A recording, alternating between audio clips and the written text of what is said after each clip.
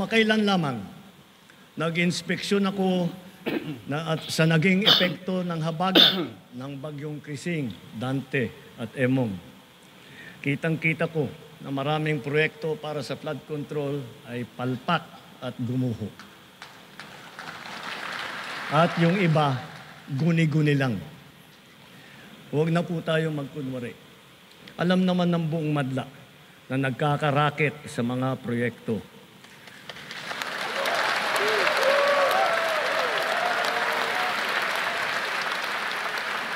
Mga kickback, mga initiative, errata, SOP, for the boys. Kaya sa mga nakikipagsabuatan upang kunin ang pondo ng bayan at nakawin ang kinabukasan ng ating mga mamamayan, mahiya naman kayo sa inyong kapwa Pilipino.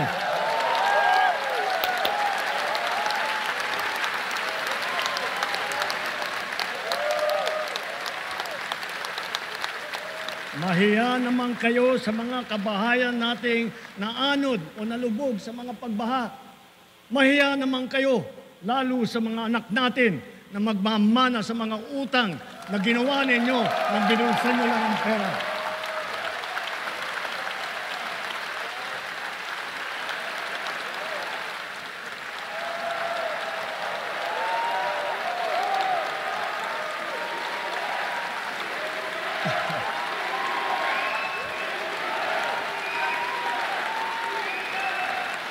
Para hindi na maulit, so that this will not happen again. First, the DPWH will immediately submit to me a list of all flood control projects from every region that were started or completed in the last 3 years. Second, the Regional Project Monitoring Committee shall examine that list of projects and give a report on those that have been failures, those that were not finished, and those that are alleged to be ghost projects.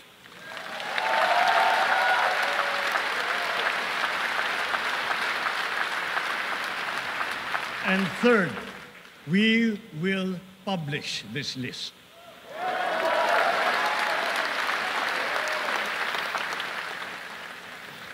Isa sa publiko natin ang listahang ito. Kaya ang publiko na saksi sa mga proyektong ito ay malayang suriin ang listahan at magbahagi ng kanilang nalalaman para makatulong sa ating investigasyon.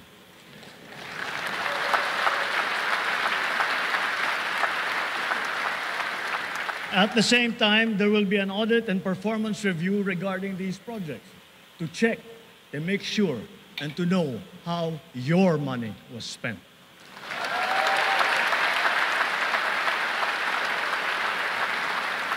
Sa mga susunod na buwan, makakasuhan ang lahat ng mga lalabas na may sala mula sa investigasyon, pati na ang mga kasabwat na kontratista sa buong bansa.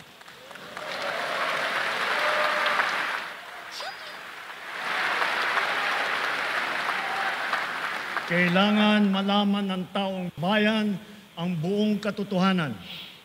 Kailangang may managot sa naging matinding pinsala at katiwalian.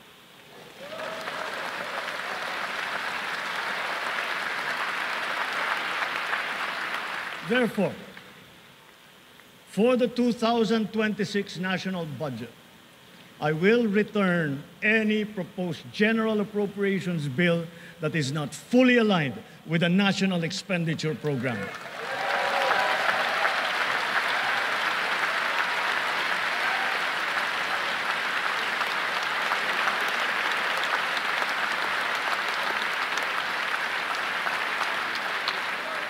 And further, I am willing to do this even if we end up with a reenacted budget. Hindi ko aaprubahan ang kahit anong budget na hindi alinsunod sa plano ng gobyerno para sa sambayanang Pilipino. Mga kababayan, sa paghantong natin sa kalahati ng termino ng administrasyon, susuong tayo sa susunod na 3 taon. Dala-dala sa aking puso ang mga leksyon na natutunan ko mismo mula sa inyo. Ito ang nagbibigay sa akin ng bago at pinag-iba yung gana sa trabaho, sigla sa serbisyo at dedikasyon sa Pilipino.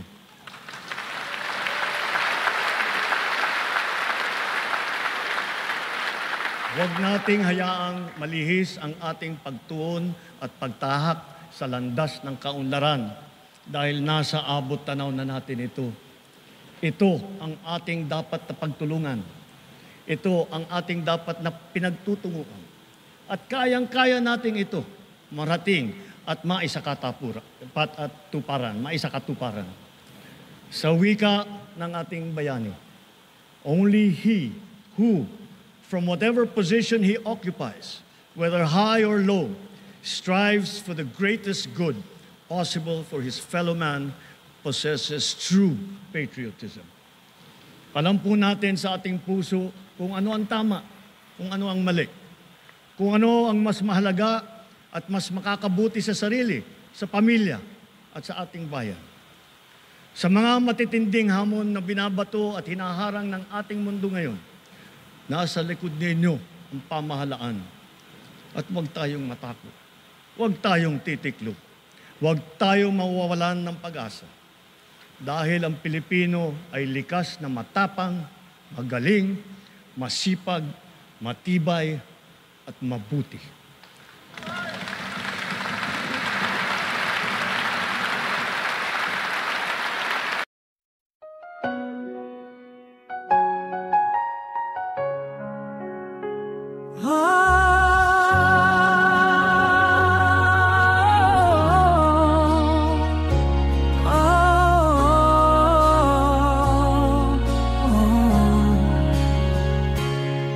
Sa gitna ng batikos, di mo pinapansin mga bintang wala ng saysay.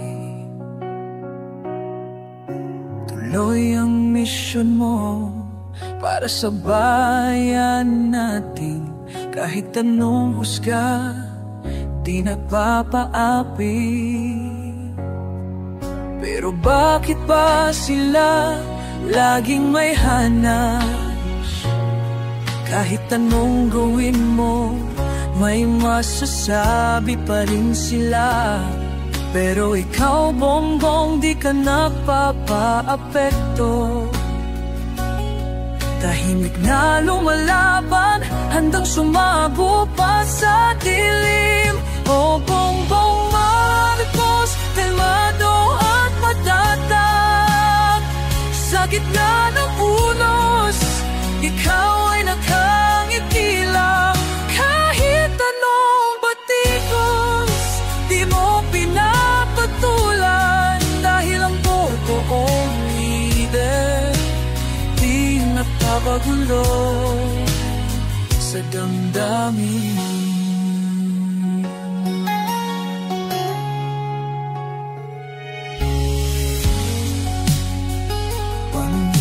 Ka ng kasaysayan, di mo kailangan. Ang totoo'y lalabas kahit anong itago nila.